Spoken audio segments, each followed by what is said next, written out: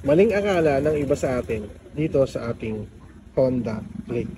Ito yung isang maling akala ng iba na tungkol dito sa ating Honda Click o dito sa ating pinaka panin. So para sa mga hindi po nakakaalam or sa mga iba dyan na bago pa lang nagkakaroon ng syempre ng motor, ito pong nasa baba pong ito, hindi po ito yung ating RPM sa ating motor.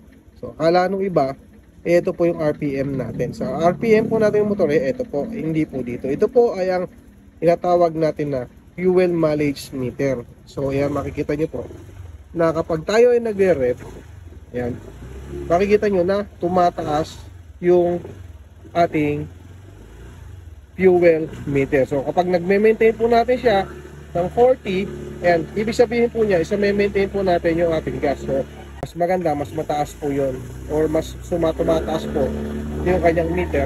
Ibig sabihin po yun, mga kaibigan, is mas matipid po tayo sa ating gasolina. So yun lang po mga kaibigan, na inulit ko, hindi po ito yung RPM ng ating motor. Ito po ay ang ating fuel mileage. Dito po ay nagbe-base kung gaano po yung ating konsumo ng ating gasolina per kilometer. Okay?